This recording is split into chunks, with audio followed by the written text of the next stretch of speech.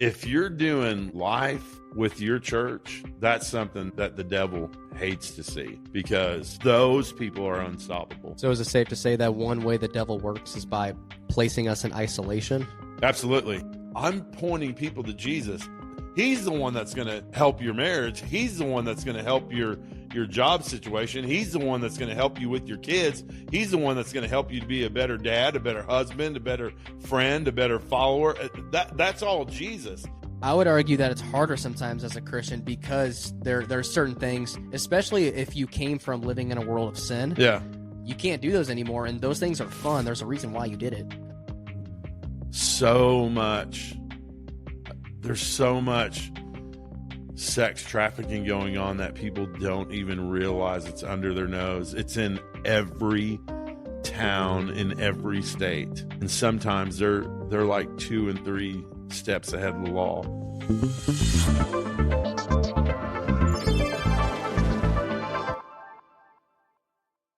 Hello, and welcome back to another episode of the Reborn Experience. I'm your host, Ian Wolf, and today I have the pleasure of being with Pastor David Slusher. David, thank you for coming on. You bet, man. Thanks for being here. Thank you so much. Yeah. I just want to thank you for driving out here to lovely Marshall, Missouri. So it is good to have you, and this is the church that I serve in, Gill Memorial Baptist Church. Okay, Gill Memorial Baptist Church in Marshall, Missouri. Yes. So how long have you been a pastor here for? So in July, it will be 15 years that I've been here. Gill Memorial Baptist Church, just kind of a little backstory because people, ask about the name quite a bit. We were a plant from First Baptist Marshall back in 1957. So let's see, I think it was in the 30s. Everett Gill was the pastor at First Baptist Marshall, and he had the idea of planting another church in Marshall. So at that time, this would have been the edge of town where we're at. So through planning and prayer and everything, it actually took shape in 1957. It started out as Gill Memorial Chapel, and then we became a church in 1957. So the name Gill Memorial is after Everett Gill, who it was his idea to plant the church. So that's why we exist, not because of a church split. Okay, and was Everett Gill a pastor or just a church planter? He was the pastor at First Baptist Marshall. Okay. So, and it was his, I don't want to say idea, but it was his, what God laid on his heart to do to plant another church in Marshall, Missouri at the time at the edge of town. Okay. So that's how we came into existence.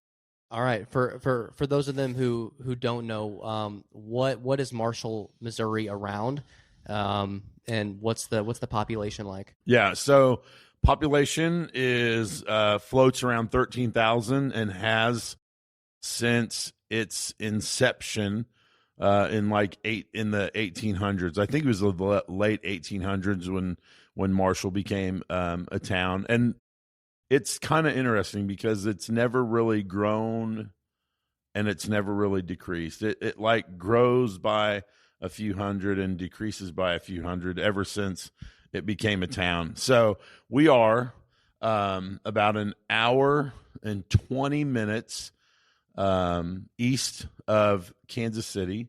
We're about 45 minutes west of Columbia, Missouri. And we are 26 miles north of Sedalia, Missouri. And we're located just 8 miles north of I-70. Okay, thank you. Yeah, there's a lot of construction going on I-70 right now for those who are around the area. Yeah. But okay, so David, I'd like to hear a little bit more about you as a pastor, hear your story with Jesus, and then we can get into some other stuff. Yeah, absolutely. So I gave my life to Christ in it was Tuesday, July 9th, 1996 at my girlfriend's house. Rachel and I had met. I was going to school at UNLV, and she came out there to visit a friend of hers, which we had a mutual friend, because her friend's boyfriend came out to visit me because he was a pilot, and he wanted to move somewhere where they had unlimited ceiling. So something really important for pilots, I guess. So he decided that he was going to move out there. So she came out to visit her friend, which was his girlfriend at the time, and that's how I got to know my wife. So we kind of started a friendship relationship during that time, and I remember the first time that she took me to church. I thought, I'm never going back to this. This is whack. I grew up as a C&E Catholic. So, and for those of you who don't know that is, all Catholics know what that is. We go to church on Christmas and Easter. So, I know, I grew up Catholic. yeah. So, Rachel and I started dating, and then I don't know, I was not really chasing a degree when I went to college. I just went to college because that's what people do. I had no idea what I wanted to do. So I moved back here to Kansas City and got to know Rachel's family more. So it was a Tuesday night. Her parents had decided to have this barbecue and invite me over and other people too. And so that's where I met her, who was Rachel's youth pastor, and his name was Morris Gleiser. And it was that night where I was walking into the kitchen. I'll never forget, because I was walking through the living room, and when I met him, hey, how you doing? And he started asking me some questions, and I said, listen, I'm from the Show Me State. I said, if you want to open a Bible and show me some stuff, that I'll look at it, but if you're just gonna tell me stuff, then that's not. And he's like, dude, my Bible's in the car. So we went out into the driveway, and he would open it up, and he's like, read this, what's it say? And I'm like, well, it says I'm a sinner. And then he'd flip some pages and take me down Romans Road, and he's like, now read this, what's it say to you? And I said, well, it tells me I need Jesus. And he's like, well, what do you want to do? And I said, I want Jesus. So Wow.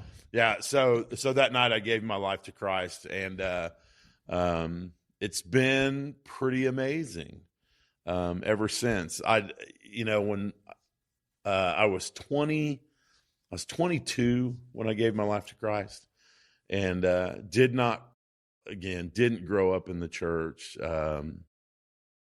Wasn't a great person before that. Had a colorful past, if you will. But Jesus came in and just changed me from the inside out. And so jump forward about, I don't know, 5 years.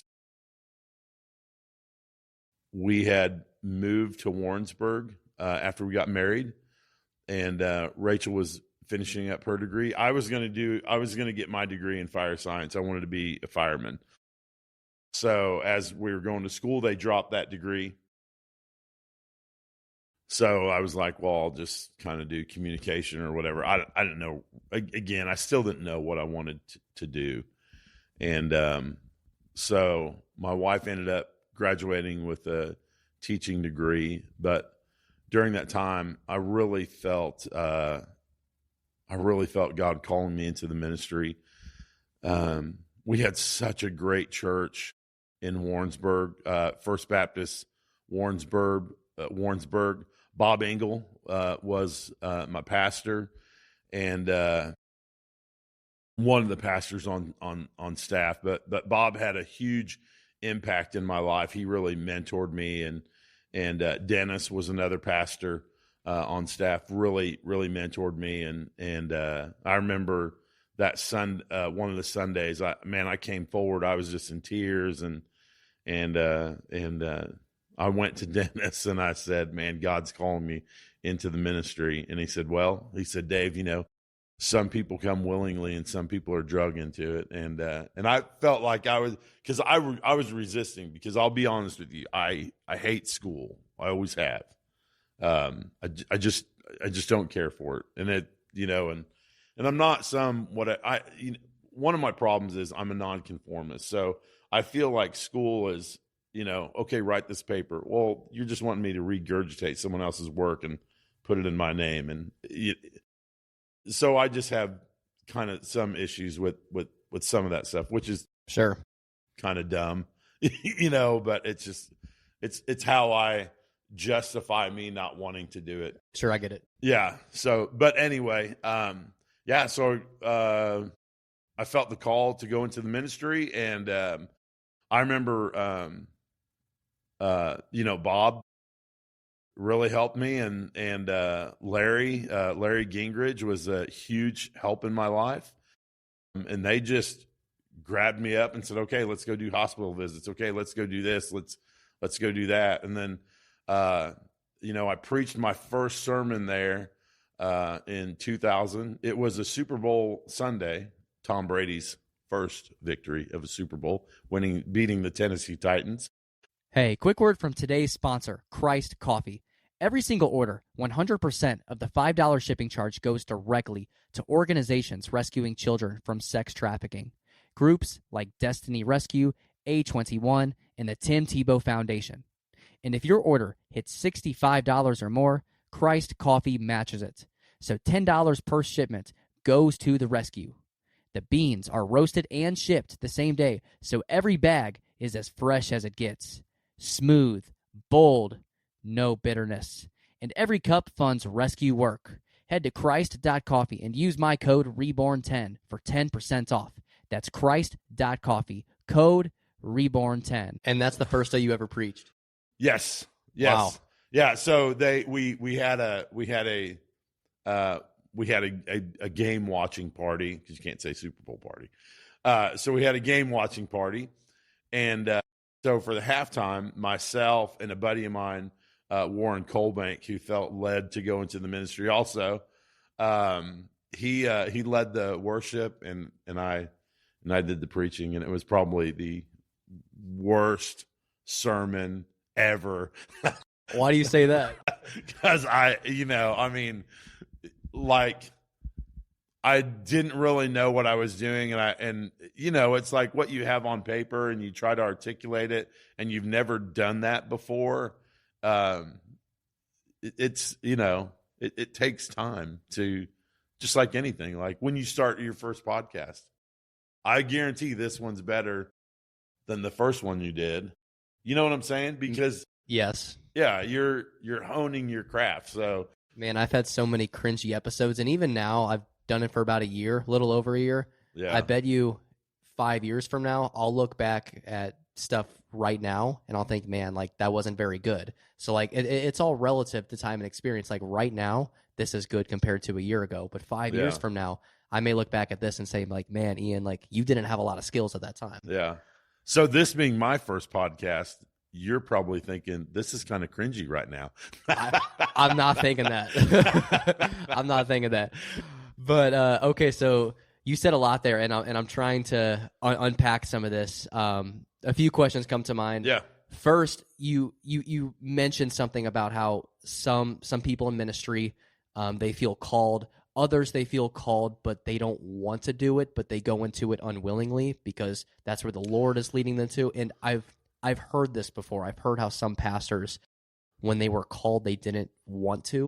And it sounds like that, but that's how it's described. But that's not really how it is. It's like, okay. So I wanted to. I felt God. I mean, and I know God was laying this on my heart, because I remember one night in bed, just out of the blue, Rachel turned to me and she said, she asked me, she's like, do you want to be a pastor? And I was like, yes, but I didn't want to tell her that, because my thought was, okay, it's like, yeah, I want to do this, but I don't know how to do this, and I'm like, I've got a baby, a wife, a mortgage. How am I going to do this? So, but man, God was really just pulling me to do it. So it wasn't that I didn't want to do it. I just didn't see how I could do it. So that's why I was really reluctant to do it. For the financial side of it, particularly? Well, just everything. I didn't know what that looked like. Like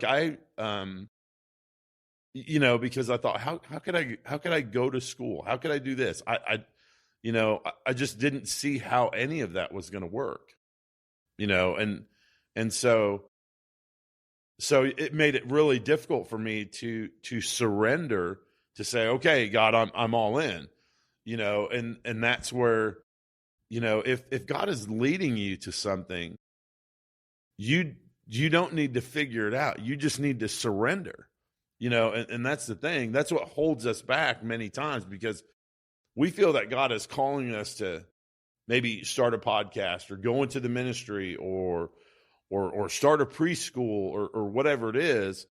And the first thing we look at is like, well, I don't know how to do this. I don't know what to do, but that's when we just say, okay, God, I don't need to figure it out. I just need to be obedient to you. And that's what it was in my life. Like, I didn't understand how that was going to work. But I just said, oh, okay, I'll do it.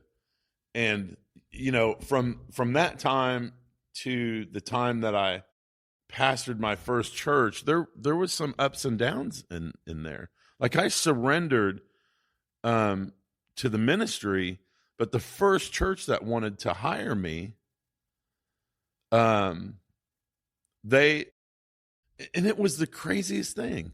They called me and they said, yeah, you were recommended to us. We want to interview you to be our pastor. And it was just it was out in the middle of nowhere. And I remember going out there thinking, I've never preached a sermon in my life. Why would they want to hire me as their pastor? Do you know who it was who recommended you? Yes. Okay. Yeah, it was a guy named Pete that was a member of our church, but he would do supply preaching and things like that. So he gave him my name. And I tell you what, so I walked around that church and interviewed, and I left there thinking, I don't know how I'm going to do this. And so the first thing that I did, I talked to friends, and I said, this church is calling me to be their pastor. And did it, and they said, well, how are you going to do that? You're going to try to go to school. Cause at the time I was like, I'm going to try to go to seminary. So like, and they're like, I just don't think that you'll be able to do it. And so that's what the people around me said. Good, godly Christians, said, man, Dave, I don't know if you're going to have the time to do it, because you're working, you're this, you're that, and then you're driving up to Kansas City to go to school. Man, I just don't see how you're going to do it. And so, so at this time you were still working a full-time job and doing seminary? Yes, I hadn't started seminary yet, but yes, okay. I was working a full-time job, and I was going to be starting seminary probably in the spring or the fall. I can't remember whatever semester I started with at first. But I got to say, I didn't pray about it. I listened to people around me, and they wanted me to come the following Sunday and preach. And so I told them, no, I wasn't interested. And when I did that, it was like a door had slammed shut. As in you had disobeyed the Lord? Yes. Yeah. Because I was seeking advice from people with good intentions for me, who loved me, who were looking at my circumstances and my situation, and they're saying, it just doesn't look like it's going to work for you. And I was like, okay, so I'm going to listen to you. But never once did I take that to the Lord in prayer. So that was a big problem for me. And right. Then once that door shut, I mean, it shut. And I can tell you, there was like about a year in there where I was literally kind of just miserable because I knew that this was a door that God was opening, and I was too afraid to go through it. And instead of going to the Lord and saying, God, I'm afraid, I don't know how I'm going to do this. And I know what God would have done. He would have said, no, I got you. You know, we're going to do this together. You know, this is going to be a great place for you to cut your teeth and, you know, and start learning. And, you know, so I had like a year in between there where I felt just the wilderness that I was in. And I'll never forget, we lived north of Warrensburg at that time, just off Highway 13. So our house, we had about an acre of land, and I would push mow the whole thing. I'd push mow, you know, and it'd take me about 4 hours to get my grass cut. Cutting an acre with 21-inch deck, push mowing the whole thing, and weed eating and that. Did you ever consider a riding mower? I did, but I was pretty young at the time, and I felt they were too slow. And that was before zero turns. Okay. So, especially before I could afford a zero turn. So, but anyway, I would spend that time. I gladly did it because I would spend that time in prayer. And I'll never forget, I was finishing up, and I was putting my mower in the shed, and I said, God, I know that was an opportunity that you gave me. And I said, I know that I blew it. And I asked for forgiveness, and I said, God, if you will give me another chance, I said, I won't turn it down. And as I was pushing my mower into the shed, my wife Rachel came out, and she said, hey, Dave, someone's on the phone. They want you to preach. No way. Yep. Seriously. It was amazing. You know, it was amazing. And from that moment on, if someone asked me to preach, I was like, yes, I'll do it. And I was preaching probably about 3 Sundays out of the month after that. And it was just boom, boom, boom, boom, boom. So, yeah. And then you know, the first church I got hired on was Quarles Baptist Church, just north of Clinton, Missouri. And I was there for 6 years. Okay, I want to backtrack real quick. Yeah. And really kind of sit and explore in something you mentioned.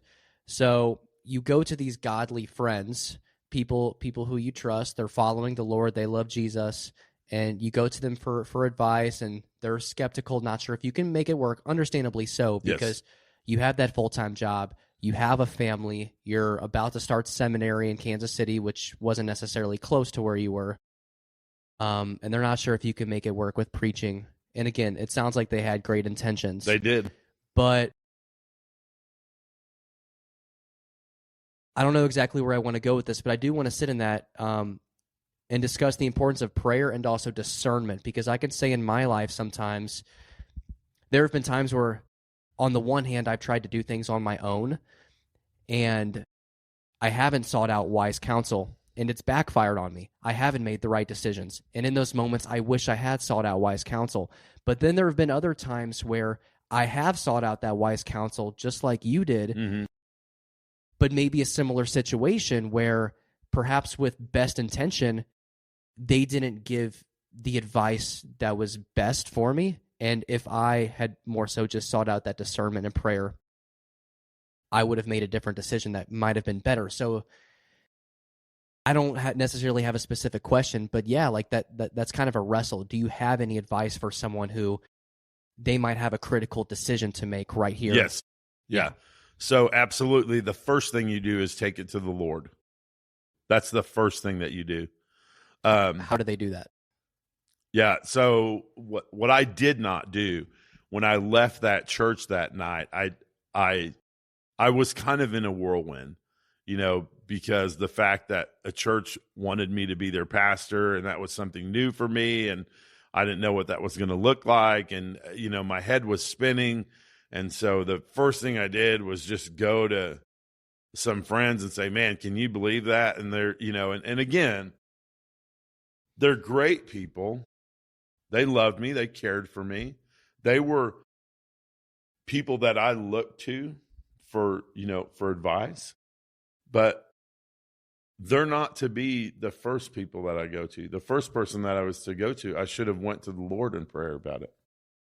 I should have probably sat down after that. I should have probably sat down with my pastor and said, Bob, this is what I feel like God is calling me to do, but, I don't know how I'm going to do it.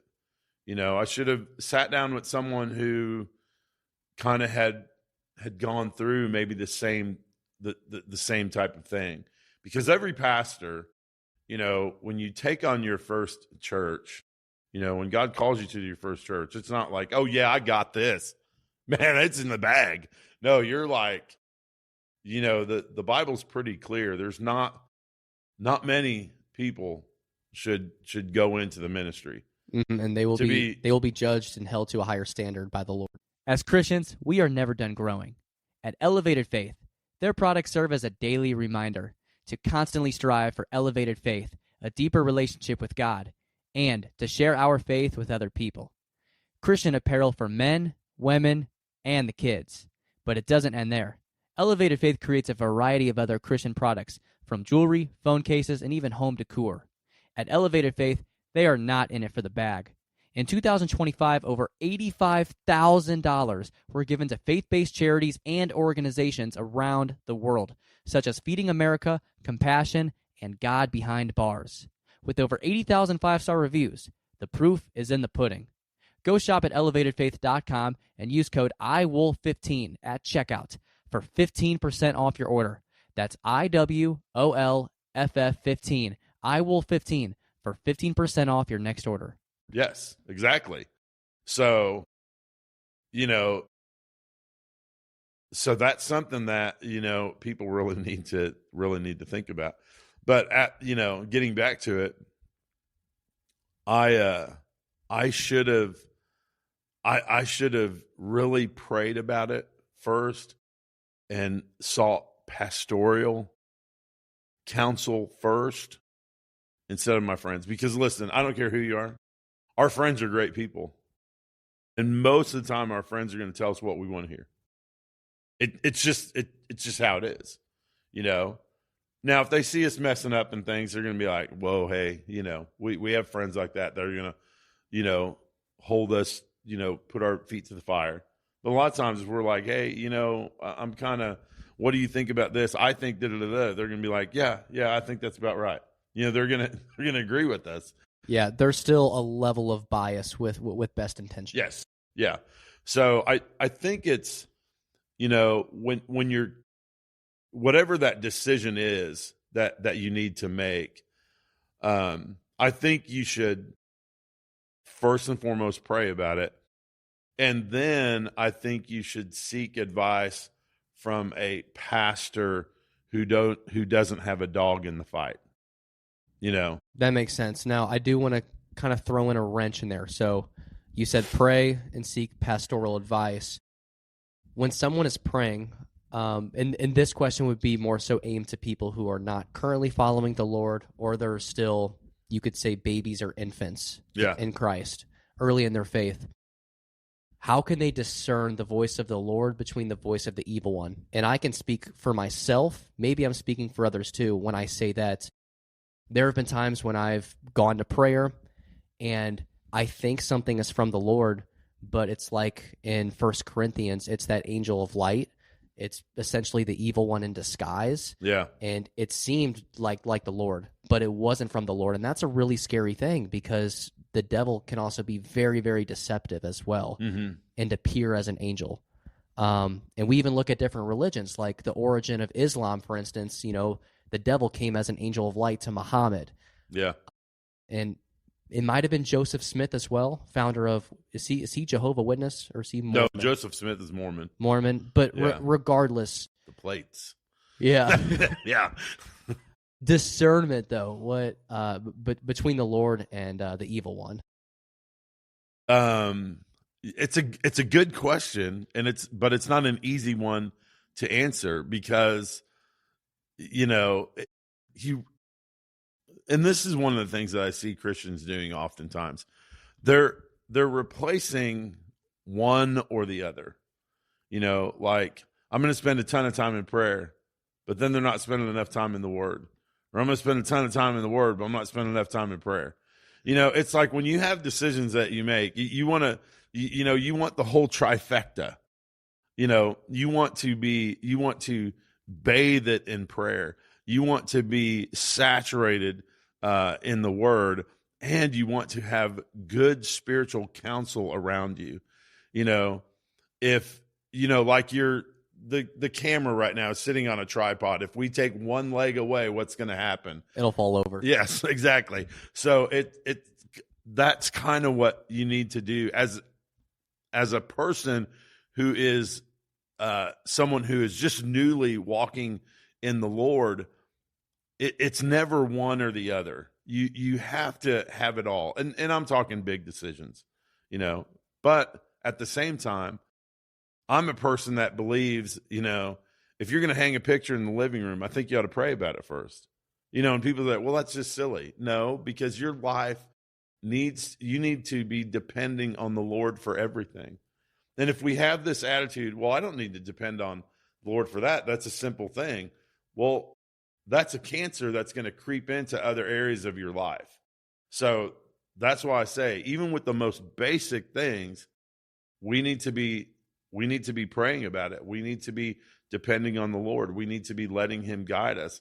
And I think that's one thing, if I was to tell a new believer, would be, listen, you don't just go to the Lord with tough decisions. You go to the Lord with every decision. So if you want that discernment, you have to spend time with them. So if you're not going to spend time with the Lord and you're not going to spend time about praying about circumstances and situations going on in your life, and then you're like, oh, I get this big decision, man. I don't know what to do. So now I'm going to go to the Lord. Well, it's going to be harder to hear the voice because you're not recognizing it, because you haven't been spending time with him. You haven't been praying about the other decisions, Because I'll be honest with you, like as a pastor, I've had churches call me, offer me more money, wanting me to be the pastor. And to be honest with you, what makes more sense? It makes more sense to go somewhere to make more money. Sure. So I can provide for my family more. But, after praying about it, and seeking God, because and this has always been my stance. Any church can call me at any time and interview me. I have no problem with that. I will interview for any position, anytime. If a church calls me, yeah, I'll interview for it. I'm going to pray about it and that, and but I'll interview. But just because I'm going to go to the interview doesn't mean you can set a bag of cash on the table and be like, okay, I'm going for it. Because one of the last churches I went to do an interview, and they offered me more money, but it wasn't where God wanted me to be, and I hated telling them no. Sure. Not because I wanted the money, but because I'm like, I felt like I was hurting their feelings, but I'm like, God's just not leading me on this, Two things. One, why interview in the first place if you're not sure you would want to accept that job? So like hypothetically, you go through this interview process, they like you, they want to bring you on, but the Lord isn't leading you there. My first question would be, why interview in the first place? So that's a good question. A lot of times when these interviews will come up, I haven't thought about it. I haven't prayed about it, because I'm not, in my daily prayer, I'm not like, God, get me out of Gill, but I'm just like, one of my prayers is anywhere, anytime, any cost. God, if you called me tomorrow to go to wherever, I'll go. I'm only going to go when he calls me to go. So I don't throw my resume out. I don't do this. I don't do, I don't do stuff like that. And not that, there's times it's, in ministry's hard. And some people don't understand that. They just think we work on Sunday. But sometimes, I'm like, man, I would kill to be a factory worker right now. Really? Yeah, because you can just go to work, do your job, and go home, and that's it. But ministry, it never stops. It never stops. You're always doing it. And I don't say that like, oh, I need a break.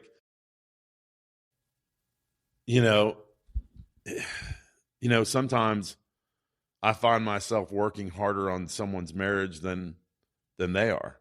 I find myself working harder at someone's finances than they are. I find so it can be, I don't want to say a drain, but it can take a lot out of you. So here's getting back to the question that you had. Real quick, I just want to make a point on something you said a little bit earlier about you're not swayed by the money. You can interview, but if another church were to place a bag of cash on the table or whatever, that's just because they offer you more money, that's not going to get you to go to a different church.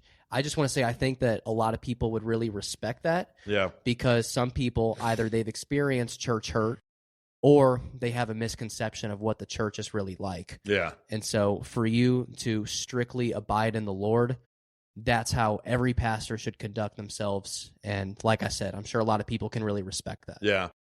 So, but getting back to why would I interview? Because a lot of times, and it's not like it happens every week, So, but if I'm not looking to leave, but there are times when like a church may contact me and say, hey, I've kind of had you, we've heard about you and someone recommended you, blah, blah, blah, blah, blah. We'd like to interview you. So my thought is when someone says that to me, I'm like, okay, God, maybe you're opening a door. So I will go to an interview, but I will begin praying about it. And my wife and we will begin praying about it. And, our thing is like, if we're called to go, we're going to go. We're not going to be like, oh, we just had this happen or we just had that happen. So, we've got a good thing going here, so we're not going to go. So my thought is with an interview process, like if someone calls me and says, Dave, we've been praying about it and we've heard some of your sermons online. We'd like to talk with you. I'm open to that because my thing is like, I'll go through an interview and then it's during that process and actually before, because once they say, hey, we want to interview you next Tuesday or next month, then I'm going to start going through that prayer process. Now, I will tell you this. If God plainly lays it on me, you're not doing this, then I won't do it. But there hasn't been that time. But after going through interviews and that, I'm like, yeah, nope. This isn't what God is calling me to do. One of my dreams was I always wanted to be able to work on staff with Bob Engel. He was my pastor. He's someone that I had admired and I've always been really close with him because, like I said, he really helped me and he invested in me. And so I was like, one day I would like to work on staff with him. And we've had some conversations, but God wasn't leading me that way. He's like, because I went there because he's in St. Louis now at Waypoint. So Waypoint St. Charles? Or yeah. Okay. Yeah, he's the main. I guess he's the main lead pastor, executive pastor. Okay, yeah. He's So he's the big honcho. gotcha. So His son is at Waypoint Wentzville, and Adam. Yes, I've been to Waypoint Wentzville a few times. Good church. I like it. Yeah. So I remember Adam when he was little bitty. Wow. Yeah. So and there was an opportunity. We talked about an opportunity for me to be on staff, and it just wasn't where God was leading me.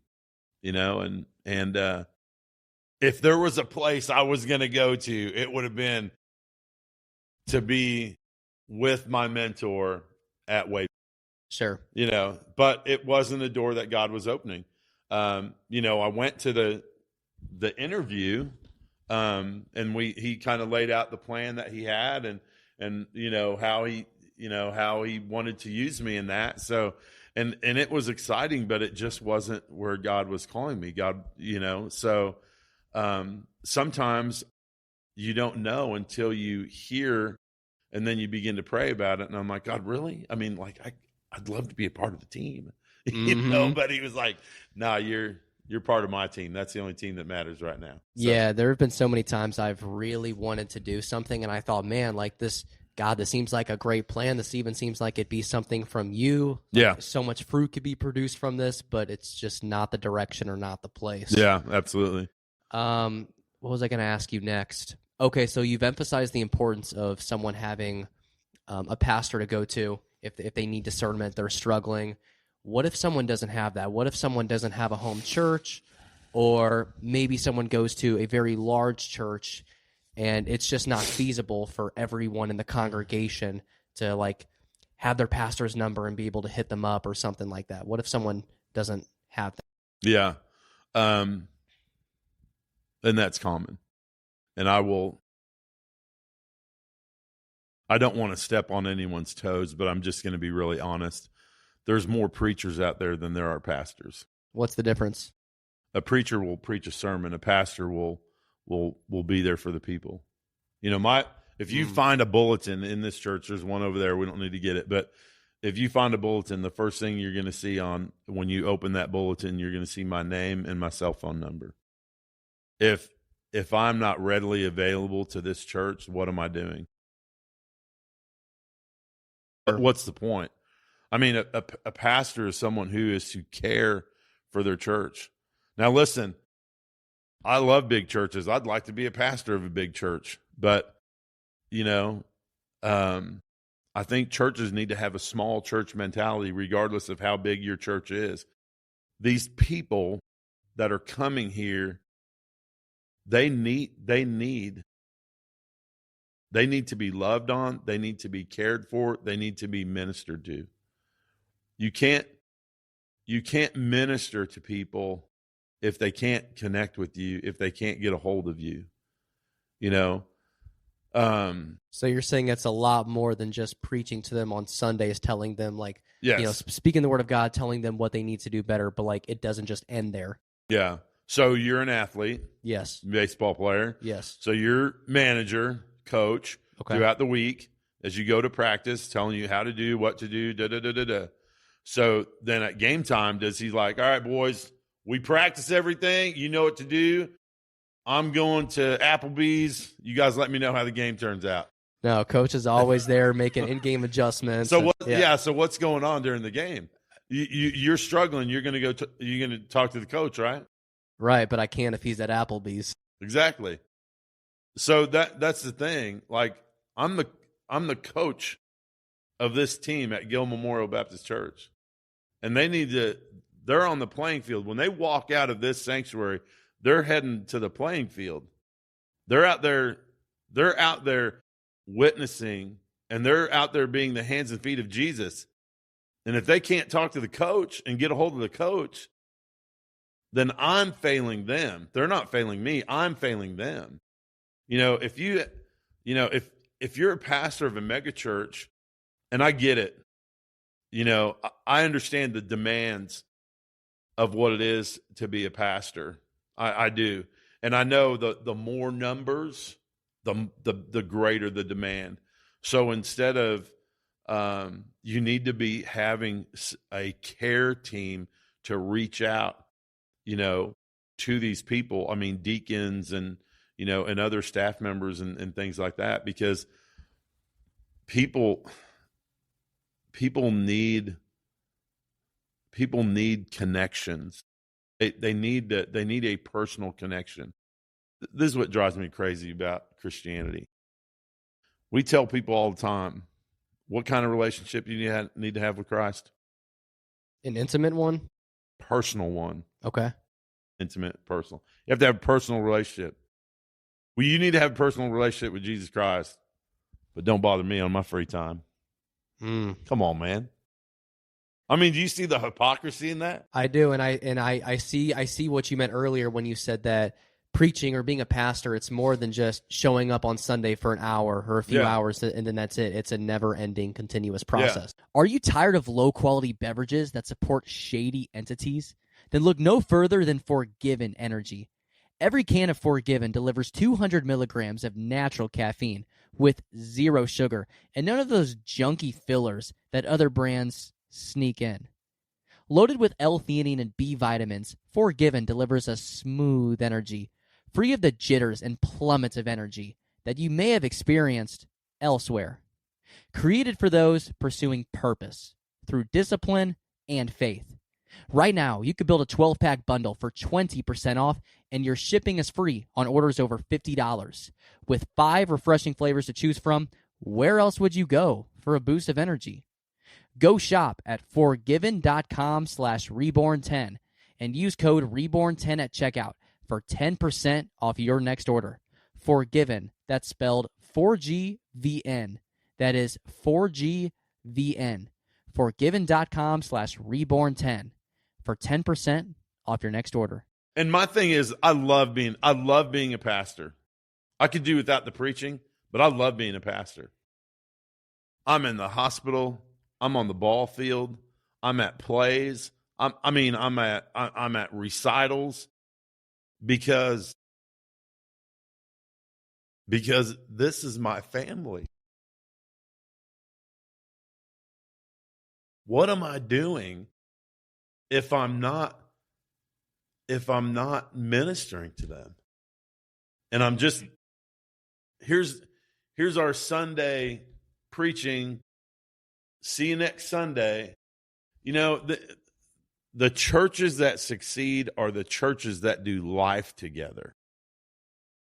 Say that one more time. The churches that succeed are the churches that do life together. When you have a church and people come in and they sit down and they handshake and they're all good and you're worshiping, you're singing, and all that's great. But then you leave and there's no interaction after that, you're not doing life together. This is a struggle that every church has. Like, okay, we're going to do life groups, we're going to do this, we're going to do that, we're going to try to do this. That's what churches are wanting to do. They're wanting to do most churches, I would say. They're wanting to do more than just Sunday, more than just Wednesday. It's like if you're doing life with your church, man, that's something that the devil hates to see, because those people are unstoppable. So is it safe to say that one way the devil works is by placing us in isolation? Absolutely. And and I know this is going on social media, but social media is one of the biggest enemies. I think you're right. Social media, what social media has done is it has divided people. So now, it used to be without social media, you were around people, whether you agreed with them or didn't, or disagreed with them. You would talk, you would have disagreements and blah, blah, blah, blah, whatever it is. You would have discussions about things. You would listen to their side and they would listen to your side. And you may be like, well, we don't 100% agree, but we can get along and da da da da. Well, now it's not that way at all. You have a lot of keyboard warriors out there. Yeah, and you can just surround yourself with like-minded people. What's that called? A echo chamber? Yeah. And it's great for for us in the church. Yes, we want to be around like-minded people who love the Lord. But again, when we step out of the church, we're stepping onto the mission field. It's time to go to battle. It's time to be the hands and feet of Jesus. It's not time to take our little group and just go all over and say, look at us. But it's time to start interacting with people that we disagree with, people that we dislike. It's so important. And I know some Christians who are phenomenal people. They love Jesus. They don't right now have the skills to defend their faith. So when they're putting on their bootstraps and they go out into the mission field, they don't really know how to defend that. And that's a very important skill. And one of the things that the Christians have begun to do is the Christians. What we have begun to do is we sit around and complain about things, but then don't do anything about it. And we're like, God, you need to take care of this. God, you need to do this. And God's like, that's what you're for. That's why you're here. That's why you were created. We had a Pride Fest in Marshall, Missouri.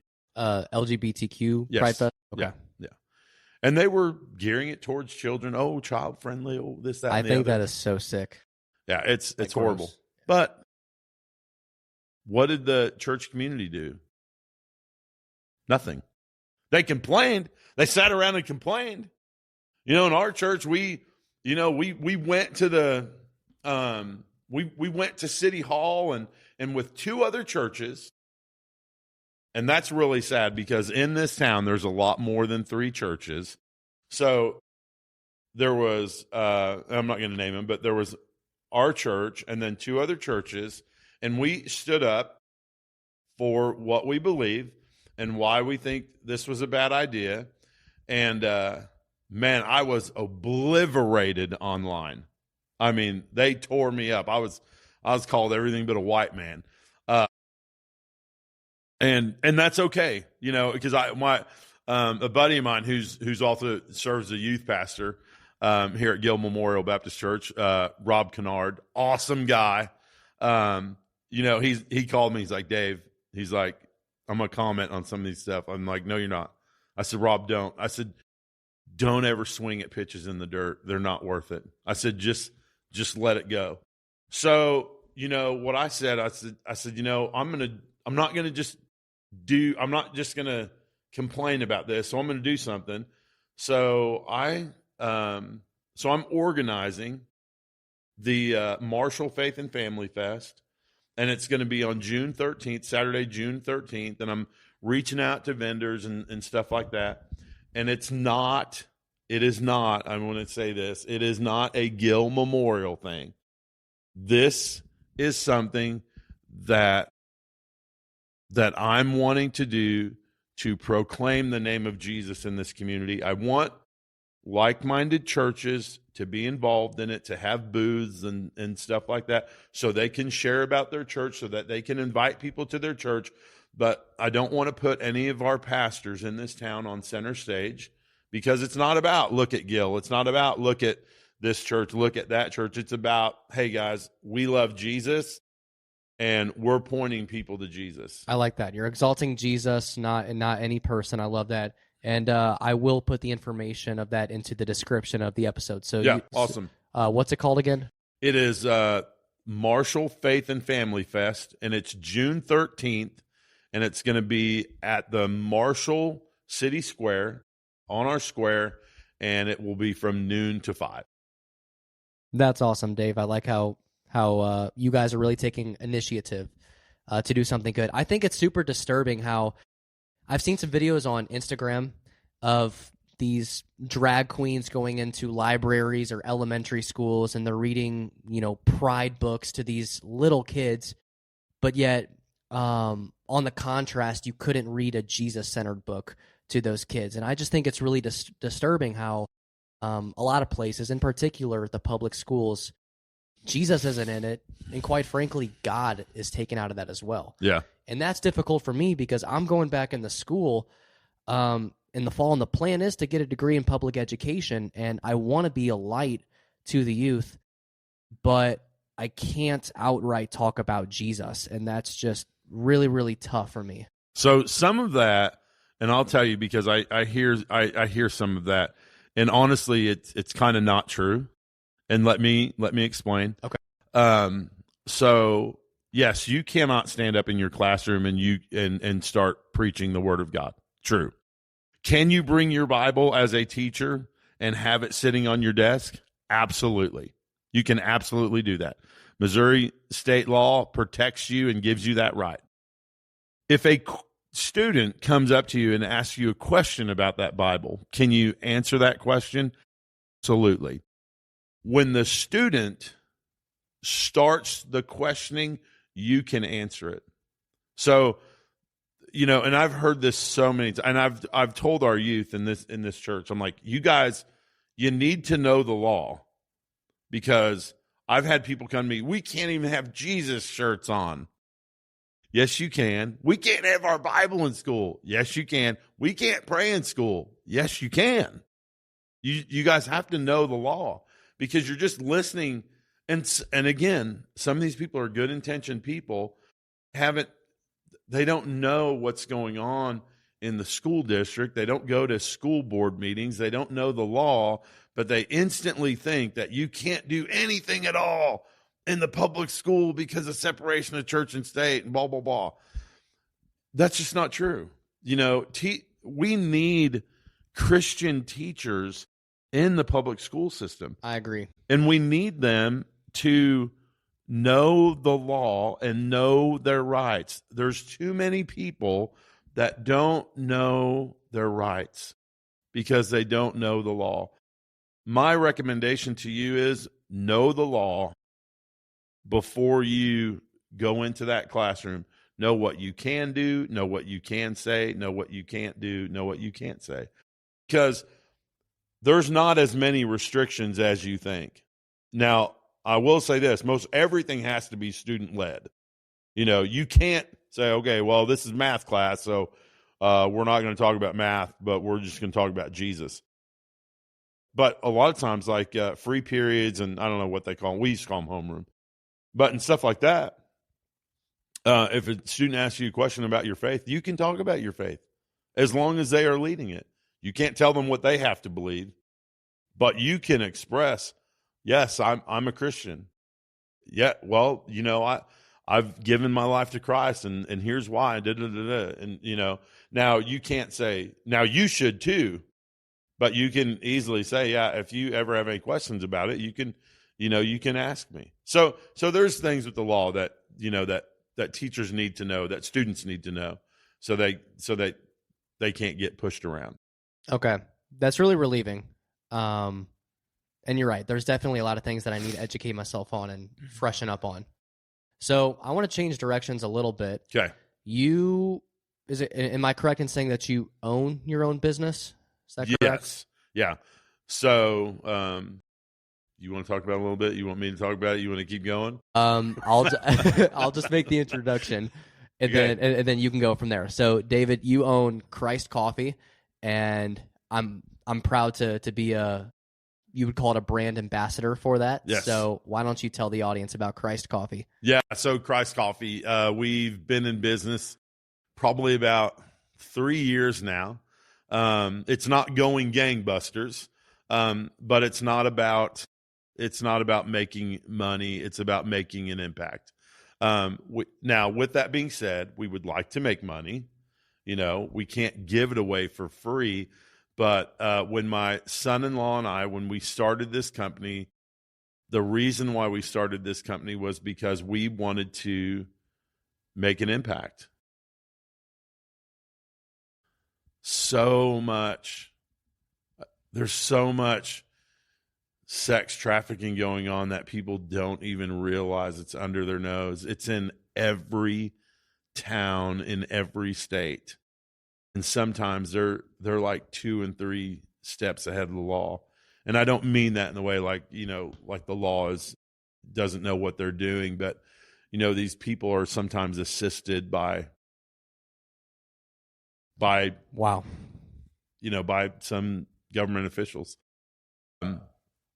So it really kind of started when my wife and we went to see The Sound of Freedom, and my daughter at the time, my youngest daughter at the time, was 5 years old. And if you've ever seen the movie, there's a girl in the movie. There's a boy and a girl in the movie where it kind of centers around that they're taken, and they're in this sex trafficking stuff, and it just kind of shows how it happens, how these kids can get taken into it, and it's just a horrible thing. And and I've always told people about the movie. I'm like, it's a movie that everyone should see, but no one should have to watch it. It's just one of those things. It's gut wrenching, to be honest with you, because it exposes what needs to be exposed, and it's very uncomfortable. It's very uncomfortable. But at the time, my daughter was 5, and I just when I watched that, I just saw her precious little face, and man, it tore me up. When I left that theater, I was so mad. I mean, I was so mad, and I just remember thinking about that and praying about it, and and I thought, man, God, I don't want to just have anger that just amounts to nothing, but I want you to take this and give me a righteous anger. I want to do something. And so I talked with my son-in-law, and we kind of went, I had kind of thought about this for a while, and we kind of went back and forth, and I was like, what do you think about this? He's like, yeah, let's do it. So we did, he did a lot of the research when it came to who we were going to help fund. And then we originally started out with Destiny Rescue, and now we've added a couple others that are doing it. But one of the reasons why we went with Destiny Rescue from the jump was everyone in Destiny Rescue is they've went on a rescue, so they know what it's about. They're hands-on, and not only are they rescuing children and young women, but they're also helping them in their walk with Christ. They share Christ with them. They help them move past this and get to a better place. They don't just pluck a kid out and give him back to their family, because you find in a lot of situations that their family has sold them into sex trafficking. Unbelievable. It's unreal, even in America. So it's unbelievable. That's something to me that's very striking, kind of being naive to it. It's easy for someone like myself and maybe some others to think, okay, well, that's going on in other countries. It's not really my problem, whatever. Like, I can pray about it, that yada, yada. But the fact that it's going on in our country, perhaps even in your state, and that's not something I don't really hear about it. Yeah. And one of the, and this is shocking, but, like, say when the Super Bowl comes to a town, that's one of the biggest trafficking events. How does that play out? How does that work? They will ship kids in containers and that, in box trucks and that.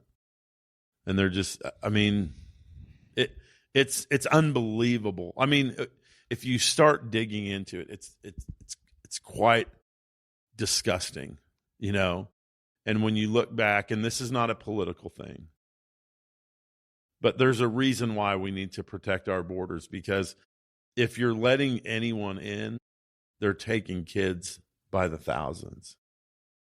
In the last administration, there was over 30,000 kids that they have no account of where they went, who took them, anything. They were literally on the border with white vans, and they would load them up, and someone would say, well, I'm with this. and they would take those kids, and no one knows what happens to them. And also, too, if a child isn't a legal citizen, does that mean that they essentially can't be tracked? They can fly under the radar? Yeah. And you have these coyotes that are taking these kids and selling them, and it's just horrible. And then there's, on the American side of it, it's such an ugly and evil and terrible thing. It's quite unbelievable. So Christ Coffee, our biggest thing with Christ Coffee is we want to have an impact. We want to fight this fight, and that was that's why we started it. I'm like, how can we be involved? How can we be involved? And I'm like, how can we get other people involved? How can we share this message? So that's why we started Christ Coffee. Coffee is a very popular thing in our society. There's coffee shops, in every town, and coffee is something that gathers people together. Whether it's if it's a dinner party or if you're having people over for game night and stuff like that, coffee's always made. So we wanted to make Christ Coffee a conversation piece for when you do have those people over. Oh, Christ Coffee, what is that? Da da da da. And then people can say, well, the reason why we get Christ Coffee is not only because it's good tasting, because it's a premium coffee, but every time I know that when I'm drinking Christ Coffee, that I know a kid is being rescued. I like that too. If anyone's wondering how they can potentially help the fight in child sex trafficking, of course, not everyone is going to be, bootstrapped on the ground rescuing kids, but that is a little way in which they can help. Yeah. David, are there any other ways you can think of that the everyday person can play some sort of role in helping? Yeah, one of the biggest things is just keeping your eyes open in your neighborhood. Really. I mean, and again, this is why sex trafficking is so prevalent now, because we have isolated ourselves. When I grew up, and it wasn't 100 years ago, but in the 80s and early 90s in my neighborhood, if I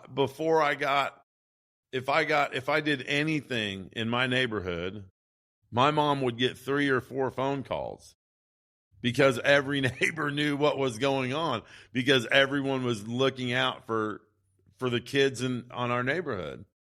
So I mean, it's like I had 15 different parents on my street, because if I went up the street, then across the street, Miss Fig knew what I was doing. Miss Johnson knew what was going on. Miss Brumley knew what was going on. I mean, it was all over. I couldn't, there was always an eye on me somewhere. So that's really important for us to know what's going on in our neighborhood, because people have patterns, and you begin to notice things, and if there's some things that just don't seem right, it's probably because they're not right, and you need to bring that to someone's attention, and I think that's the biggest help. Like you said, Ian, not everyone's going to be boots on the ground. Not everyone knows what to do, but everyone can keep an eye out and can take note of, like, this doesn't seem right, So, yeah. So that would be my biggest advice. If you don't want to buy coffee, and I get that. I mean, Christ Coffee, it's not through the roof expensive, but it's not Folgers cheap. I was just going to use that analogy. Yeah. But I will say this, and I'll promote the coffee a little bit. When someone orders a bag of Christ Coffee, we don't go and pull it off the shelf and pack it up in a box and ship it out to them. The first thing that's done, if you were to go online today to www.christ.coffee, and you would find a brew that you liked, Then you would put that order in. Those beans would then be, raw beans would be taken and they would be roasted. And we roast and package the same day. So you're not getting beans that have been sitting on a shelf for a month, or grounds that have been sitting in a bag on a shelf for a month or a week or 3 days. Because honestly, the truth is coffee starts dying after 9 days. That's quick. It is. So, you order from Christ Coffee, it's roasted fresh, right? When you order, we start roasting, and then when it's done roasting, it immediately gets packaged, and then it's shipped off either that day or the next day. Most likely, it's always the next day, and then you'll get your order within 5 days. So then you have the freshest coffee that that you can get, and it's gonna taste great, and that when you're drinking it, you're having an impact. It's like people want to do good. Most people want to do good. They want to be able to help in ways that they didn't think they could. And someone, sitting down and drinking coffee can literally have an impact on a child's life. I think sometimes that's where people get discouraged is, man, I want to help, I want to make a positive impact, but like, what could I possibly do? These problems I see in the world, oh yeah, they're just too big for me. Yeah, it's like, what, as an individual, what can I do? Well, here's my thing. How do you eat an elephant? You eat it one bite at a time. Here's your first bite right here. Grab that bag. Grab a bag. I mean, less than $30, for a pound. I mean, it's great, and you can have a real impact. So, it's an easy way to make a huge impact in a child's life. It's an easy way to spread the gospel. So that's awesome. And even too, just seeing the word Christ, it's a good seed planter as well for some people. Yeah, absolutely. All right, so let's change courses a little bit. Let's say that you meet with someone, they're not saved. This could be a random interaction at a restaurant or the grocery store. Maybe it's someone who comes into your congregation and they want to speak with you, but you meet with someone, they're not saved. How I understand that it could vary depending on the person and the situation and the context, but a general rule of thumb, how do you conduct yourself as a pastor? And then also, if you could, how could that differ for the everyday person who's not a pastor, but they are a follower of Jesus? Okay. So definitely two ways. So when it's in the church, most of the time when I've had an interaction, it's through, when people come into the church, I'm always out in the lobby and I greet, everyone that comes in, most of the time. I mean, then I go with the deacons and we pray. And so some people slip by.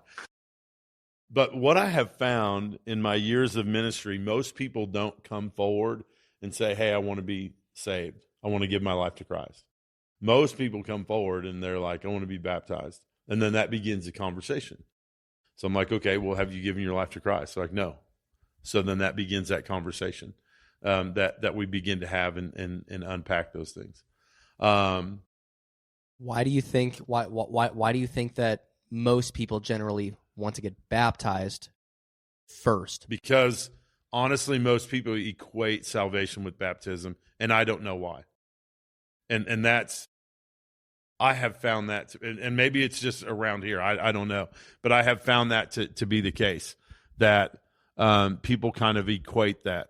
And that's something that starts a conversation where it's like, okay, baptism's great, and it's an act of obedience, but baptism does not get us to heaven. Right. I think there's a couple of verses that some people take out of context with that, but maybe you could help me with it. I know there's a verse somewhere in the New Testament about baptism, and essentially what it says is that baptism doesn't save us, or something about. Sorry, I'm still trying to. No, you're good.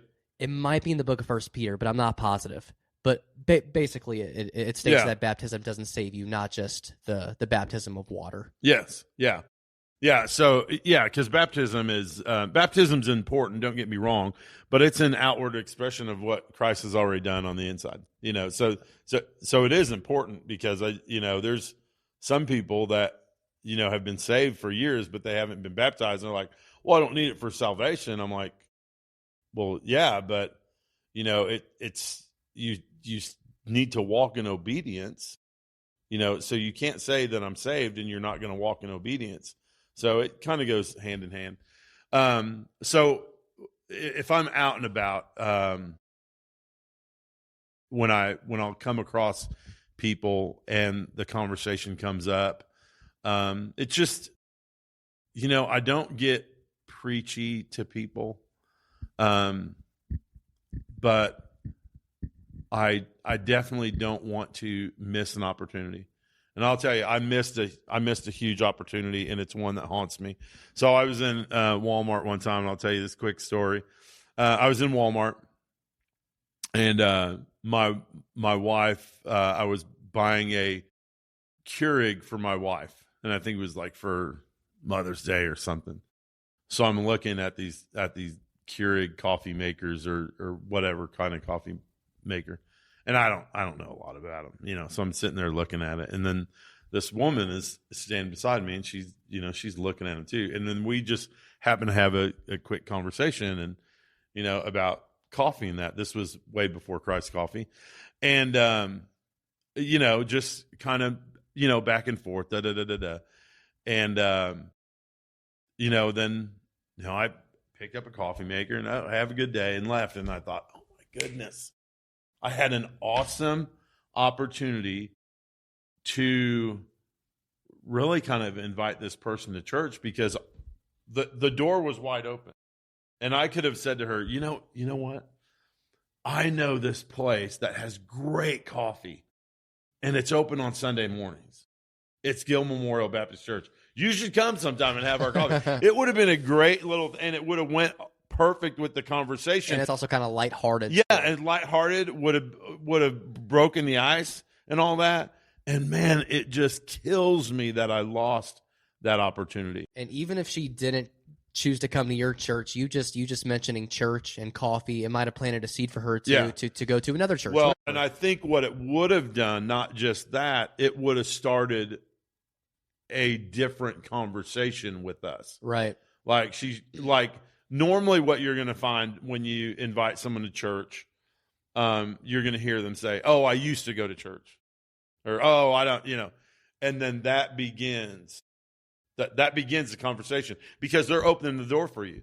Because if you invite someone, say you're talking to someone in Walmart or a restaurant or whatever, and it's maybe it's the waiter or waitress, and you have that you have a conversation, you're building momentum with them, and then you invite them to church. If someone says okay, then where's the conversation go from there? It's kind of a dead end. It's over because they said okay, so you're like, okay, great. Oh, hope I see you there. But if they want to talk to you more about it, they're going to give you their backstory. They're going to be like, well, I used to go to church, but da da da da da. Or, well, that place, da da da da. So that's when unsaved people are giving us the opportunity to share with them. And oftentimes we don't take it because we're just missing out on the simple opportunities. And I tell people all the time, it's so easy to invite people to church, because then it's just a lighthearted thing. Hey, come to church. But then sometimes they're giving you the green light to say, well, I want to talk to you more about this. So this is why I don't go to church, or this is why I don't go to your church, or whatever it is. So we have to pick up on those clues. The best thing I like to do is one of the things I like to do. Like if we go out to a restaurant or something like that, it's like talking to the waiter, the waitress is like, hey, is there anything can I pray for you? I appreciate your service. Can I pray for you? and it begins a conversation. Yeah, I have a couple friends who have started implementing that, and that's Yeah. something I want to do more. I kind of oftentimes I stray away from talking about the Lord or inviting people to church because there's this fear inside of me where I don't want to make them feel weird, or I don't want them to get turned off and then they don't want to have a conversation with me anymore. And that's something that I need to grow in a lot. Like, Yeah. honestly, I think it's fairly easy to, preach or whatever on social media, but to like have those in-person conversations, it's probably more fruitful anyways. Yeah. And I need to grow in that, to be honest. Yeah. And it's, it's something that can be, it can be difficult, but it's not impossible. I think the more you do it, the more you have those simple conversations, the easier it gets. Just like asking someone, hey, can I pray for you? I mean, it just, it can open a door, I think one of the things that people, they get scared about is they're thinking, man, they're going to ask me a question and I don't know how to answer it. And I think the best thing for a Christian to do, if that happens, just say, I don't know. Don't try to fake it till you make it. Just say, I don't know. But you know what? That's a good question. And I'm going to look that up. I'm gonna try to find it. I'm gonna find an answer for it, but I don't know right off the top of my head. Yeah, this is the wrong place to be trying to fake it till you make it, because you could either rub someone the wrong way or lead them astray. Yeah. And the thing about it is, we want to be honest with people. Listen, we don't have the answers. When I preach messages, when I talk to people, when I counsel people, the truth is that they know and that I know is I don't have the answers, but I'm pointing them to the one that does have the answers. Because if I had the answers, I'd be like, come listen to me, but I don't. So my position is I'm pointing people to Jesus. He's the one that's going to help your marriage. He's the one that's going to help your job situation. He's the one that's going to help you with your kids. He's the one that's going to help you to be a better dad, a better husband, a better friend, a better follower. That's all Jesus. I can give you tips, but Jesus can give you answers. And that's my thing. So when I'm talking to someone in the public square, I'm wanting to just share with them. I'm wanting to kind of see where they're at so I can know how to point them. You know what I'm saying? Like, yeah. I'm not trying to give them the answers. I'm trying to point them to the one who has the answers.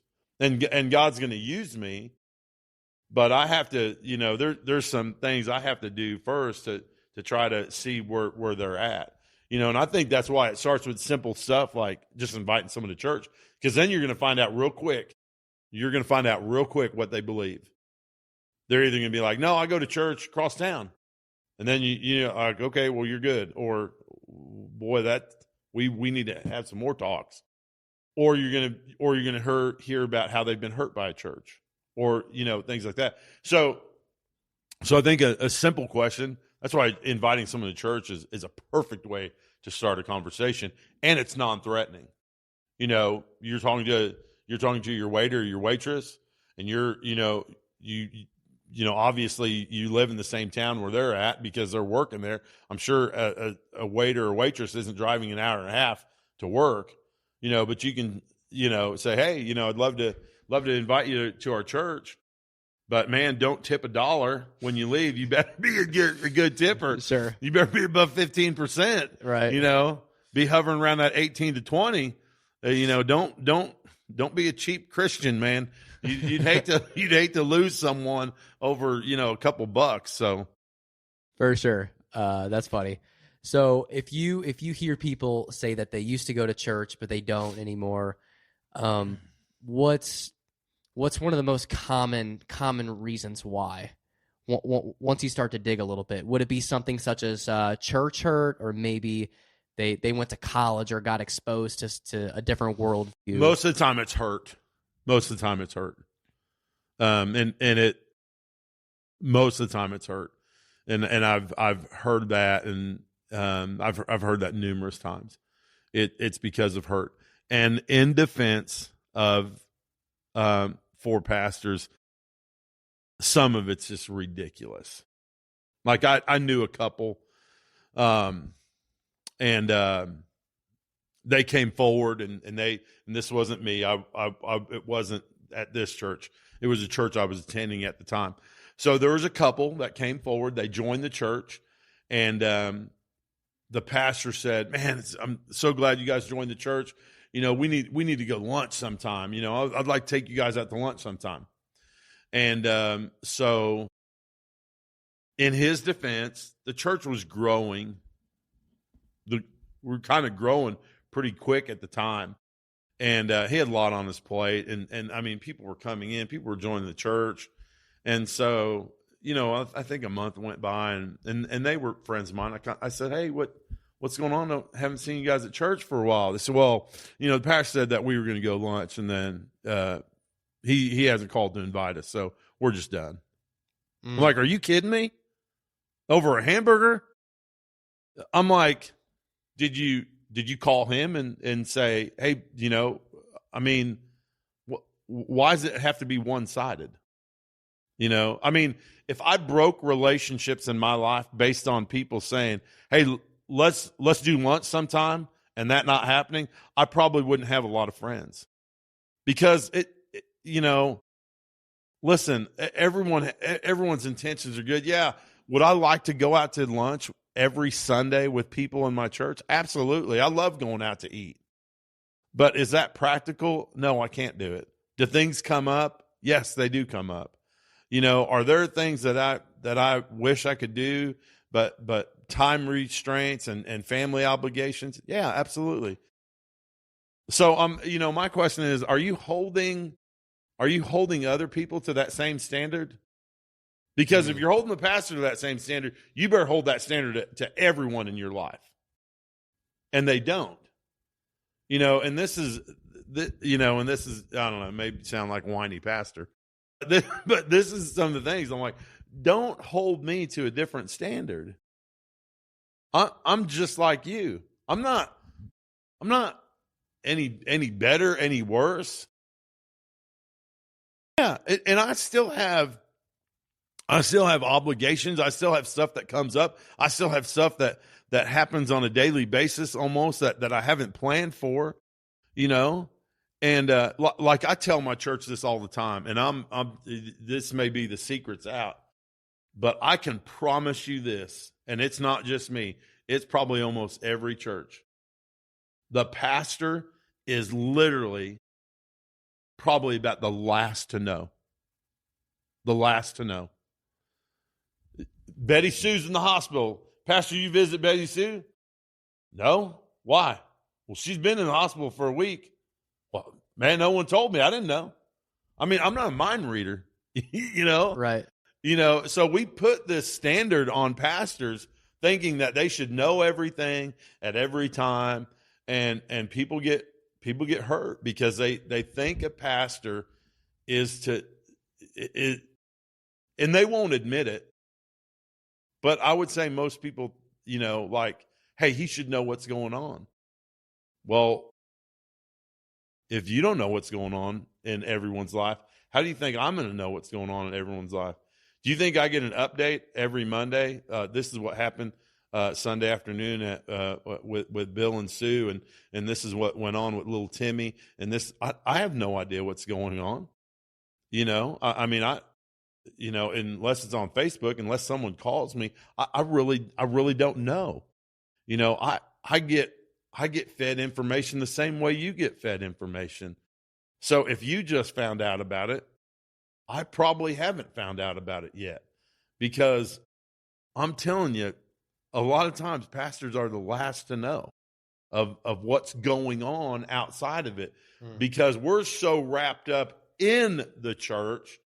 Oftentimes we don't realize what's going on outside of the church. And I'm not making excuses. I'm just saying that's the reality, because I have, you know, pastors have so much to deal with the church. We're looking at finances and budgets and ministry and, you know, positions that need to be filled and, you know, and all that stuff, you know. And so sometimes when it comes to visiting Betty Sue in the hospital, I didn't know. Like in the first church that I pastored, I worked a full-time job. I was bivocational. I worked a full-time job in another state. How in the world did you make that work? Yeah, I don't know. But I did it for 6 years. I mean, it was tough. And, they'd be like, Pastor, why can't you be at the church cleanup on Saturday? Well, because I work. I have a full-time job, and Saturday is one of the days that I work. Well, your other pastor was retired. Your other pastor was 70 years old, and he was retired. I'm like, I'm 33, and I've got 2 kids, and I've got to work. I can't make it on the $125 a week that you're giving me. So it's like, you have to understand, I can't just drop what I'm doing. Like, I have to answer to a boss, and he expects me to be there on Saturday. He expects me to stay late. He expects me to, there were days like I'd have to drive to Oklahoma to drop off a part, so it's like, I can't be everywhere all the time. That's a good, at that period of time in your life, that's a good biblical principle that you had to adhere to, as in submitting to authority. You still had, like, even though you're a pastor and you're preaching or you're pastoring to people, you still had an earthly boss that you had to heed to. That's really neat. Man, there's a couple directions we could take that with.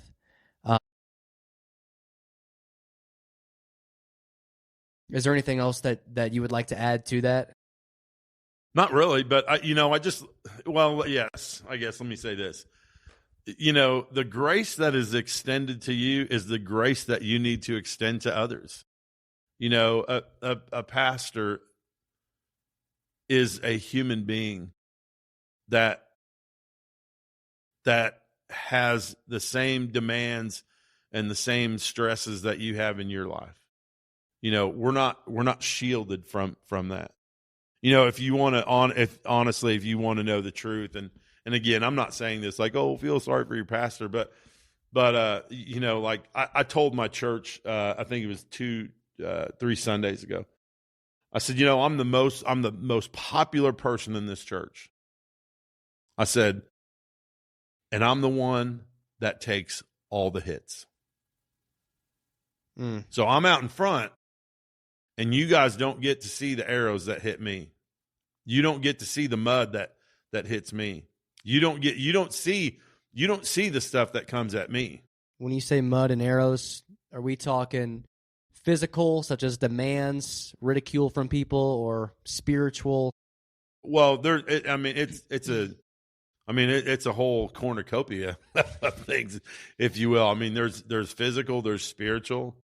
How you going to tear a church up? From the inside. Yeah. You hit families and you hit the pastor. How many churches think about this? If a pastor has a moral failure, do you know the hurt that hits that church, and and the recovery time that it takes? It's unbelievable. Yeah, I've never experienced that firsthand, so I wouldn't know, but I can assume it would definitely drive some families away from ever going to church again. Yeah.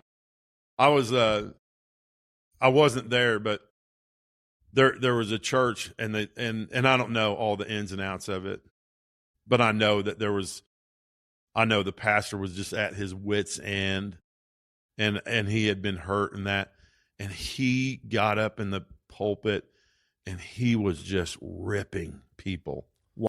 I mean, just calling them out, and just you this and you this, and it damaged that church for years. And I'm sure everything he was saying was factual, but that's not the way you go about it. No, not at all. But he was so hurt that he's like, the pain that has been inflicted on me, I'm gonna do it back. Right. Not biblical at all. Horrible. But my thought goes back to that situation, and I think about, had he just been loved on a little more, or cared about a little more, or felt that he was appreciated a little more. Most pastors don't leave churches because of money. Most pastors leave churches because they feel unappreciated. I'm thinking of a pastor I know. He's definitely, and I don't know the half of it. He's definitely taken some arrows for sure. And so, I guess you're bringing to my attention one thing I should pray for. It's just that, like you said, he gets loved on a little more, perhaps. Yeah. Yeah. Yeah. Okay, so as a pastor, you have a lot of demands, a lot of responsibilities. Yes. Again, it's not just showing up one day a week and then you kick your feet up and relax the other 6. So most people, they're not pastors, but perhaps they could still take some value from you, because majority of people listening to this, they still live busy lives between work, absolutely. family, whatever. So how would you potentially balance some of this? Like, you have a family. How do you still make time for your family? Maybe if there's any hobbies you have, whatever. How do you make time for that with all of the demands that your job presents? So one of the things I do is and this sounds kind of corny or cliche, but I just hand my schedule over to the Lord every day. You know, and there are some days, like Mondays for me, are kind of a take a deep breath day. Well, man, it's Monday right now at the time of this. Yeah. So. Yeah. So I'm thinking this podcast is going to be a part 2, because I think we're going to go for a while. But anyway, I just really kind of, like I said in our prayer when we opened up, this is the day that the Lord has made, and I will be glad and rejoice in it. I don't bring my agenda to God and say, hey, I need you to take care of this. I just come to God and say, okay, this is my day, Lord, or this is your day, and there's some things I need to do. Can you guide me through this? Because, that just has always been there for me, and my family outside of my relationship with Christ is my most important thing. Because if I don't take care of my family, I don't have I can't do ministry. Mm-hmm. Like if my wife is neglected and my kids are neglected, then I have failed. I have failed the people that God has entrusted to me to minister to first. I really like that, because there's a verse in 1 Timothy, and it's talking to pastors. If they can't manage their own household, how are they going to manage the house of God? Yeah. So and that's what I've always done. I've always made sure and had this in the back of my mind. If I can't minister to my family first, then if I don't minister to my family and I get a divorce, I can't. There's nothing I can do. I'm not gonna. I can't minister to anyone else. So, and I'll be honest with you, it's important for pastors, take a vacation, leave town, shut your phone off for a week, point the church to Deacon Joe, call Deacon Joe, or call this other pastor. If you're a pastor and you've got a bigger church and you have other people on staff, just take a breath, man, and just go somewhere where you can relax and enjoy time with your family, So, and that's something that we've always done, and it doesn't have to be huge, expensive things. We've just always made a point to get out, because ministry, I think a lot of people don't understand this, that the wives, a pastor's wife takes a lot of stuff too, because like there'll be people that go to my wife to complain about what I'm doing. And I wonder how that makes her feel, because that's her husband, you. Well, yeah. So it's really hard on her too, and with me, it's like, it bothers her more than it does me, because I mean, I've been in the ministry now for 20, 21 years. So, I mean, I've had everything thrown at me. So so I'm used to it. And I have a wonderful church. Don't get me wrong. I have a wonderful church. Most of the stuff that happens to me now is from people outside of the church. Sure. That will comment and comment about our church or accuse me of things, and that's fine. I mean, it happens. It's par for the course. But, there's like the first church that I pastored, and I was there for 6 years. But there was a time like I'd go to work, and one of the church ladies knew when I would go to work, so she would come over and just unload on me to my wife, and that would just kill. It kills your wife. Because she's taken those hits. And someone recently said to Rachel, she said, "Yeah, you don't know what it's like to have someone not like your husband." And she laughed, and she's like, "Are you kidding me?" She's like, "I know exactly what that's like, and more so than anyone." Mm-hmm. Do you wish that you could shield her from some of that? Yeah, I try to do a lot of that. You always try to, and and with your kids too. Yeah, my youngest son is graduating from high school. So especially when the kids were in school, just trying to help them from that. I don't need my kids to defend me. And sometimes they were probably put in places where they had to, without my knowledge. And as I would try to shield them, they try to shield me also. Right. From that. Do your kids go to a public school or a private school? So we homeschooled our kids up until high school. And I personally, I love homeschooling, but I really wanted the kids to go to high school, for the simple fact that high school is not so much about the school. It's you're learning how to deal with society. Mm-hmm. You're learning how to deal with people, and how to handle things. And some people would agree with me. I mean, hey, if we had a great private school or something like that, and I could afford it, I'd probably send them to a private school. But our kids that have graduated and went on to school, they end up going to private colleges, to really nurture their faith in that. But so yeah, it was kind of a mixed bag.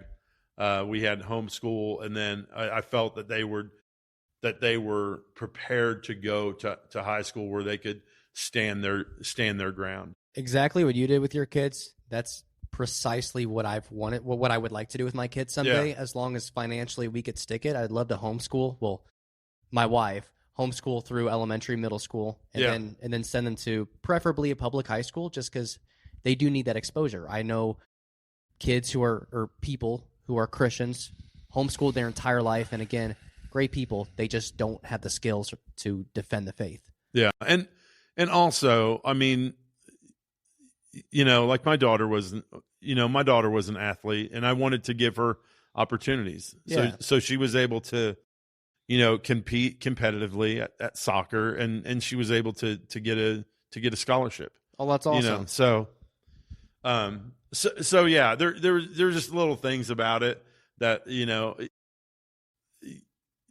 I wanted them to be able to, like I said, to defend their faith, but also to be witnesses in that. Because listen, man, that high school needs good, solid Christian kids, for sure, standing up for their faith, and really, I think. Listen, I'm not an educator, okay? I'm just, this is off the cuff. I think most of a child's learning is done K through 8. I think once you get to high school, it's not that you know everything, but like if the building blocks and the basics are there, you're good. I would say I would agree with you. At least 80%, if not more, of the things that I learned in school that I still use to this day, K through 8. Yeah, for sure. So let me ask you a question. Go for it. Okay. So you are heading to Southwest Baptist. Yeah. Why? Couple reasons. One, first off, a door to baseball was opened. So this past winter, I reached out to about 15 different universities, both public and private, in-state, out-of-state.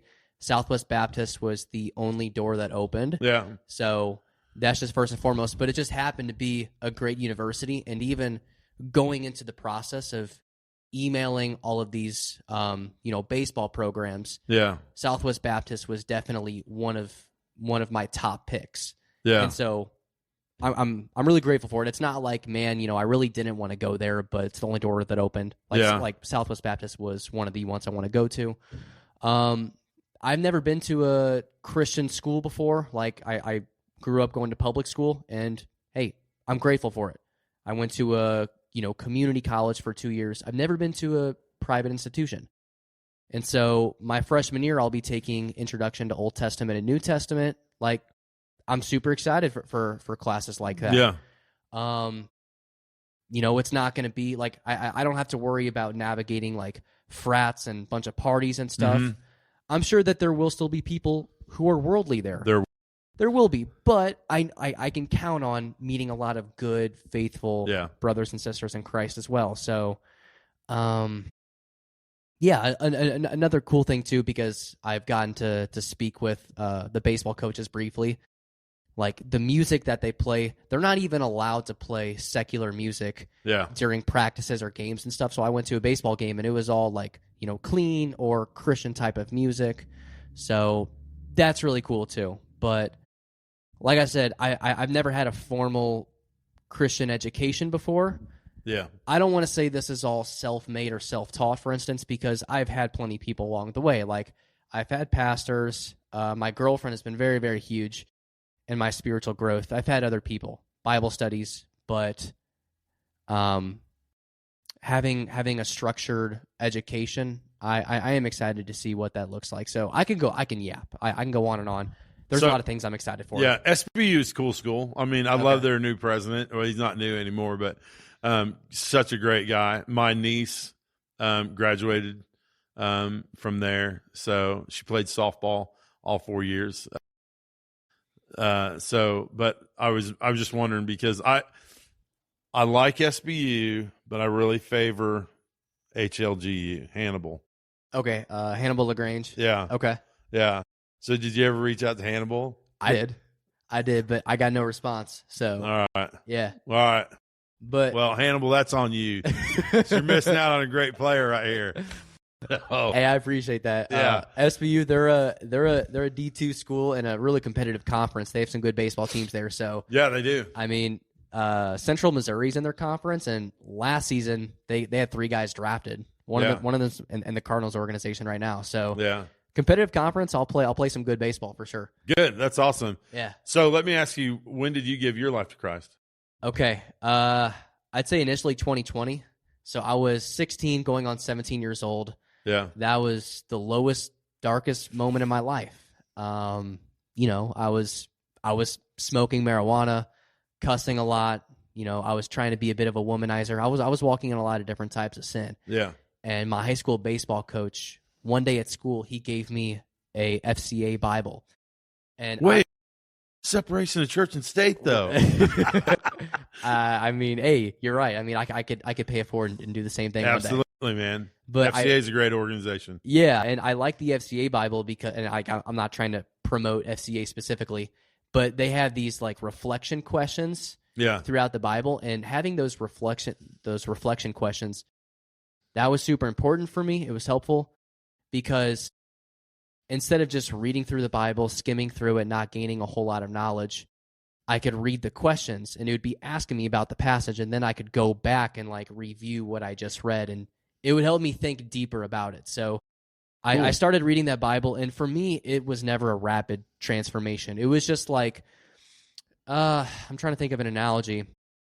Like I have some sort of sledgehammer or pickaxe, and I'm just like slowly chipping away at the stone. Yeah. Just bit by bit, I started to cuss less. I began to wean myself off of marijuana. Like I wasn't lusting as much. It was just slowly but surely. I got into a couple Bible study groups, and yeah. Good deal. Yeah. Sweet. All right. So you have mentioned that you are in a relationship with a young lady. Yes, going on 2 years this summer. 2 years. Let me ask you this. Okay. So as a man Okay. who is wanting to honor God with all that he does, right? Right. Is that a good assumption? That's a good Okay. assumption. What boundaries have you put up so that you don't fall into a physical relationship that is not honoring Christ with your girlfriend? That's a very good question. So, like, for instance, one thing is if we're hanging out on like a Saturday or Sunday afternoon, and we take a nap, like that's always on the couch. It's not like in our bedroom. Because her and I live about an hour apart from each other. Yeah. Most weekends I'll stay there, but like we're always on separate floors. So she'll be in her bedroom, I'll sleep in the basement. Like that's a very clear boundary that we've set. Yeah. And her parents enforce as well. Good. So that's just a couple to name a few. And it's not always easy. Like her and I definitely have desires at times, for sure. But you are human beings. We are human beings. Yeah. I have a past. She does not, but we are waiting for marriage.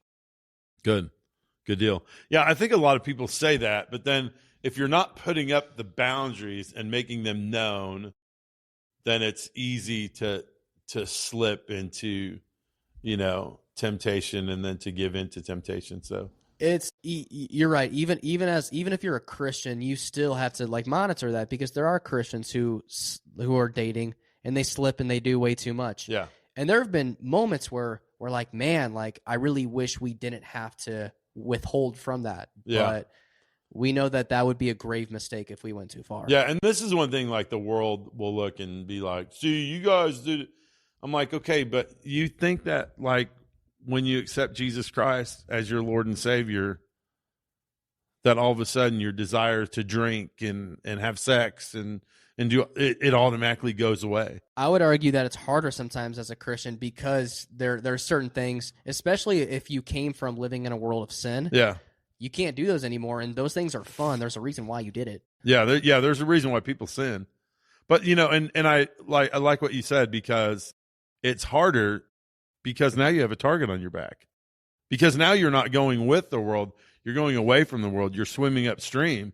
So it's easier to pick that one out. So, but I'm glad that you guys are doing that. So thank you. Kudos, brother. Yeah, and I'll be asking you some questions down the road, just like relationship advice and stuff like that too, because we're young. She's my first serious relationship. I'm her first serious relationship. Mm-hmm. And so there's a lot of things that we've had to learn for the first time. Yeah. And so 2 years though, man, that's yeah. My wife and I, we met and married within a year and 6 months. I'm not one for long engagements. I agree. Yeah. I'm not saying you need to go out and propose. I'm just saying. Sure. Yeah. Whatever. I've never understood super long engagements, but I can understand, whether it's a financial thing or like, whether you're trying to finish up college or whatever. But so what is that going to do with your guys' relationship with you going to college? Yeah. So, I'm planning on going to college, initially, but the plan is we would like to get engaged and then get married while I'm still in college. And then she would come down to Bolivar, Missouri, where SBU is. Yeah. And we could get a place like right outside campus. Yeah, my wife and I did that. We got married while we were in college. Where did you go to college at? So I started out at UNLV. That's right. Okay, you said that earlier. Yeah. So my thought was, and this is, so God was working in me, and I'll be honest with you, man. I got out of high school. I was just floating around, not doing much at all, and I was just working for the weekends, and and I remember, I thought, man, I've got to move. I said, I've got to go somewhere, because I'm just hanging out with the same group of guys. We're just drinking and getting drunk every weekend. And, I'm like, I got to do something with my life. And so I went to the public library and looked at Lovejoy's College Guide. And I was never a great student. So I went through there and found the easiest school to get into that accepted D's on a transfer. So that was UNLV. and I went to UNLV and just got to UNLV doing the same thing with just a different group of people. And I was like, okay, so the problem's not the people around me. The problem is me. And at that same time, kind of in all of that, I met Rachel, and she kind of witnessed to me, and you know, ended up moving out of Vegas and giving my life to Christ, and so I had just assumed, like, I'm not going to go to school. I'll be good, and that's when the struggle was, because I was like, I don't want to go to school. You know, I don't want to take a bunch of loans, and I'm not very good at it. And I had a school contact me, Pillsbury College and Seminary, and I was actually pastoring at that time, and they said, "Hey, listen, we have a heart for bivocational pastors, and if you just pay for your books, we won't charge you any tuition." Wow! So it's like, well, there's no way I can turn that down. So I graduated from Pillsbury College and Seminary. Okay, so, where's that located at? Bridgeton, Missouri. Yes. Oh, okay. Yeah. I play softball in Bridgeton. I've never. Yeah. Okay. So yeah, it's not a very big school. So. All right. Well, David, there's so much more I'd like to talk to you about, but I know your time is precious, and I also have a bit of a drive back. Yes. So before we might have to do a part 2 sometime. Yeah. But before we wrap this up, is there anything else you'd like to say on here? I just want to thank you for coming out and doing this and asking about Christ Coffee, because that's important to us. We want to, preaching is a wonderful thing that I have the privilege of doing, to be able to stand in the pulpit that God has given me to preach His word. But Christ Coffee is something that we want to use to also have a greater impact in the world also. So no, just thank you. And yeah, man, I mean, we could do this for another hour, because I remember the questions. I'm like, yeah, we haven't even touched on some of the stuff. So yeah, thank you, Ian. I appreciate it. You're welcome. And last question: does your church do like Facebook live stream? Yes, we do. We do Facebook Live every Sunday, and then Rob does. We do Facebook Live for youth, for the youth message too, and those are normally Sunday evenings and Wednesday nights. But yeah, we're I don't take down our sermons, so they're always on our Facebook page, and again, our church is Gill Memorial Baptist Church, and we're in Marshall, Missouri. Okay, so David, I will put the link to that in the description of the episode. Yeah, we do not have a website. We just do Facebook. Okay. Yes. All right, David, thank you so much for joining. All right, thank you, man. I appreciate you, Ian. I appreciate you too, yeah, sir. This has been fun. I agree. Cool. Thanks, buddy. Yeah, thank you. Bye, everyone. See you guys. God bless. Watch what they say, but don't do what they do. Actions speak louder in spirit and truth. I'm built different. Watch what they say, but don't do what they do. Actions speak louder in spirit and truth. All gas, no brakes. Can't fight fake. Mind over matter. Faith, no cake. Some only complain.